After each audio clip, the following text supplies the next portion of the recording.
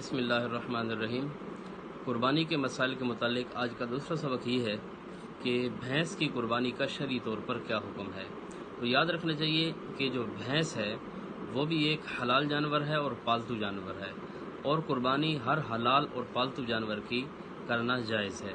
بعض لوگ یہ سوال کرتے ہیں کہ قرآن مجید میں جہاں پر ثمانیت ازواج کا تذکرہ ہے وہاں پر بھینس کا ذکر نہیں ملتا۔ وہاں پر چار چیزیں ہیں، من الزان اثنین، من الماز اثنین، اور من الابل اثنین، من البقر اثنین۔ تو یہاں پر چونکہ بھینس کے لیے الگ لفظ موجود ہے جاموس کا، اس کی شکل و صورت بھی الگ ہے، حیت بھی الگ ہے، تو اس لیے اس کی قربانی کرنا جائز نہیں ہے۔ تو یاد رکھنا چاہیے کہ اگر بھینس اس کے لیے آپ کہتے ہیں کہ الگ لفظ موجود ہے اور اس کی حیت الگ ہے اور یہاں پر اس کا تذکرہ نہیں تو اس کی قربانی نہیں ہو سکتی، تو اسی طرح پھر جو دمبا ہے اس کی بھی حیت اور شکل و صورت الگ ہے، اس کا نام بھی الگ ہے۔ ان ھذا اخی لہ تسع و تسعون نعجہ، قرآن مجید کی آیت ہے ولی نعجۃ واحدہ۔ تو نعجہ دمبی کو کہتے ہیں۔ تو ان 8 چیزوں کے اندر ثمانیت ازواج کے اندر دمبے کا بھی کوئی ذکر نہیں ہے۔ اسی طرح ایک حبشی ہے، ایک چائنی ہے، ان کی شکل و صورت میں دن رات کا فرق ہے، ان کی قد و قامت میں بھی فرق ہے، لیکن جو مسائل اور احکام حبشی کے لیے ہیں وہی مسائل وہی احکام ایک چائنی آدمی کے لیے ہے۔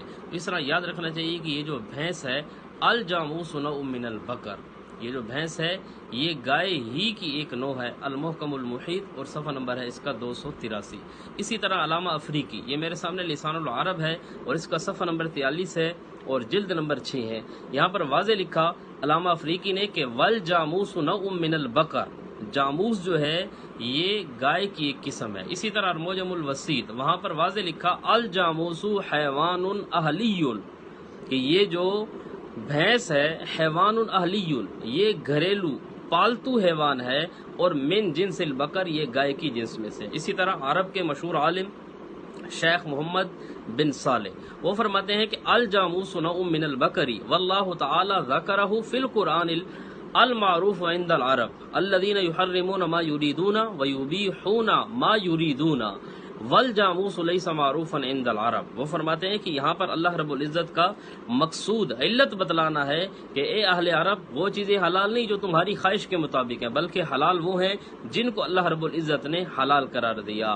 اس لیے یہاں پر عرب کے اندر چونکہ جاموس بھینس معروف نہیں تھی، مشہور نہیں تھی، اس کا تذکرہ نہیں ہے۔ اسی طرح ہرن بھی حلال ہے، اس کا یہاں پر تذکرہ نہیں ہے۔ نیل گائے بھی حلال ہے، اس کا یہاں پر ذکر نہیں ہے۔ اسی طرح بختی اونٹ، دیگر چیزیں بھی حلال ہیں، یہاں پر ان کا تذکرہ نہیں ملتا، تو اس لیے یہ بھینس حلال ہے فقہ حنفی کے مطابق۔ علامہ قاضی ابو یوسف، ان کی کتاب ہے کتاب الخراج، صفحہ نمبر 7، وہ لکھتے ہیں کہ الجوامیس والبخت بمنزلۃ الابل والبقر، کہ یہ جو بھینس ہے اور بختی اونٹ ہے، ایک ابل عام اونٹ ہے، ایک بختی دوسرا اونٹ، یہ اور بمنزلۃ الابل والبقری، یہ دوسرے اونٹ کی طرح ہے بختی اونٹ بھی، اور یہ بھینس یہ گائے کی طرح ہے، فی الزکوٰۃ والاضحیہ، زکوٰۃ کے اندر بھی اور قربانی کے اندر بھی۔ اسی طرح مالکی مذہب کے اندر بھی المدونۃ الکبریٰ اور شرح زرقانی، اس کے اندر بھی واضح طور پر لکھا ہے کہ الجوامیس والبقر سواء، کہ بھینس اور گائے یہ دونوں برابر ہیں۔ اسی طرح شافعی مذہب میں لکھا کہ اجمعوا علی ان حکم الجوامیس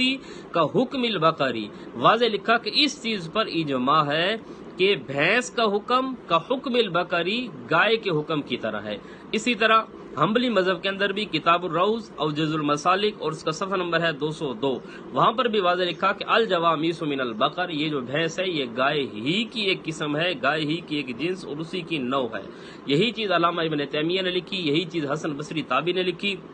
اس لیے باقی رہ گئے یہ جو ہمارے غیر مقلدین بھائی ہیں اپنے آپ کو اہل حدیث کہلوانے والے، تو ان حضرات سے ہمارا سوال یہ ہے کہ آپ کا مذہب تو یہ ہے کہ اہل حدیث کے 2 اصول اطیع اللہ و اطیع الرسول، باقی سب فضول۔ آپ کہتے ہیں اللہ اور رسول کے علاوہ تو کوئی چیز حلال ہے ہی نہیں، جو چیز قرآن میں ہے اور سنت میں ہے۔ تو اب مسئلہ یہ ہے کہ جاموس کا لفظ نہ قرآن میں ہے نہ حدیث میں ہے، تو غیر مقلدین کو چاہیے پہلے نمبر پر یہ جو بھینس ہے اس کا دودھ پینا بھی چھوڑ دیں، گوشت کھانا بھی چھوڑ دیں، اس کے جو چمڑے اور قربانی کی کھالیں وصول کرتے ہیں وہاں وہاں پر قربانی کی اندر بھینس کی قربانی بھی وصول نہ کریں، کیونکہ آپ کے مذہب کے مطابق جو آدمی قرآن اور حدیث کو چھوڑ کر کسی اور چیز سے دلیل پکڑتا ہے وہ شرک فی رسالت کا مرتکب ہو کر مشرک قرار پاتا ہے۔ اس لیے ہم کہتے ہیں کہ آپ مشرک نہ بنے، آپ کتاب اللہ سے جاموس کا لفظ دکھائیں یا حدیث رسول اللہ سے جاموس کا لفظ دکھائیں، پھر اس کا دودھ پیے۔ آپ کے لیے تو دودھ پینا بھی جائز نہیں ہے، آپ کے لیے تو اس کا گوشت کھانا بھی جائز نہیں ہے۔ تو اس لیے جب ایک بھینس حلال جانور ہے اور پالتو جانور ہے، حیوان اہلیون ہے، تو اس کی قربانی ہو سکتی ہے۔ باقی آپ سوال کریں گے کہ ہرن حلال ہے، تو بھائی مسئلہ یہ ہے کہ ہرن جو ہے یہ جنگلی جانور ہے اور یہ جو بھینس ہے یہ گھریلو جانور ہے۔ اس کی نشانی سادہ طور پر یہ ہے کہ چڑیا گھروں کے اندر یہاں پر بند آپ کو ملتے ہیں ہرن، لیکن آپ دروازہ کھولیں تو ہرن جو ہے وہ جنگل کی طرف بھاگتی ہے، اور یہ جو بھینس ہے اس کو اگر جنگل میں جا کر بھی چھوڑ دیں گے تو پھر بھی یہ واپس گھر کی طرف آئے گی۔ معلوم ہوا کہ یہ جو جاموس بھینس ہے اس کی فیچر میں بفیلو، اس کی نیچر کے اندر، فطرت کے اندر یہ چیز ہے کہ یہ گھریلو جانور ہے، اس کو جنگل میں چھوڑیں گے پھر بھی گھر آئے گا، اور جو ہرن ہے یہ جنگلی جانور ہے، اس کو گھر کے اندر بھی آپ کئی سال تک باندھ کر رکھیں، جیسے اس کو موقع ملے گا یہ جنگل کی طرف بھاگ جائے گی۔ دوسرا بعض لوگ سوال کریں گے کہ آپ صلی اللہ علیہ وسلم نے بھینس کی قربانی نہیں کی۔ بھائی آپ صلی اللہ علیہ وسلم نے تو پھر ٹیڈی بکری کی بھی قربانی نہیں کی، کجلا لیلا اس کی بھی قربانی نہیں کی، آسٹریلین گائے اس کی بھی قربانی نہیں کی۔ آپ صلی اللہ علیہ وسلم نے قربانی نہیں کی، اس کا یہ مطلب نہیں ہے کہ اس کی قربانی جائز نہیں ہے۔ اسی طرح بعض لوگ سوال کرتے ہیں کہ ان 8 چیزوں میں اس کا تذکرہ نہیں، تو میں نے عرض کر دیا کہ 8 چیزوں کے اندر دمبے کا تذکرہ بھی نہیں، اور یہاں پر یہ جو 8 چیزیں ہیں یہ معروف چیزوں کا تذکرہ کیا گیا ہے، یہ نہیں کہ یہی حلال ہے یا انہی کی قربانی جائز ہے، اس کے علاوہ قربانی جائز نہیں ہے۔ اگر یوں مسئلہ ہوتا تو پھر دمبے کی قربانی بھی جائز نہیں ہوتی، کیونکہ ثمانیت ازواج میں نعجہ اس کا تذکرہ نہیں ملتا۔ تو اس لیے یہ جو بھینس ہے یہ گائے ہی کی ایک قسم ہے۔ اس لیے مسئلہ یہ ہے کہ یہ جو زکوٰۃ ہوتی ہے جانوروں کی زکوٰۃ، اگر ایک آدمی کے پاس 30 گائے ہیں تو گائے کا مسئلہ یہ ہے کہ 30 گائے پر ایک طبیعہ اسے دینا پڑتا ہے، تو اسی طرح بھینس کا مسئلہ بھی یہی ہے۔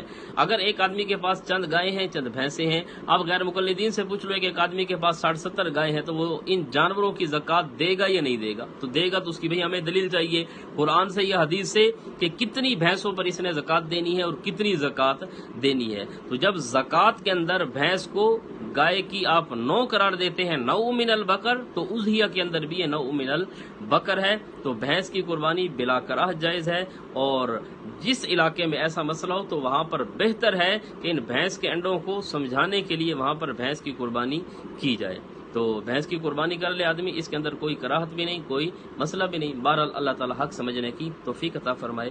السلام علیکم ورحمۃ اللہ۔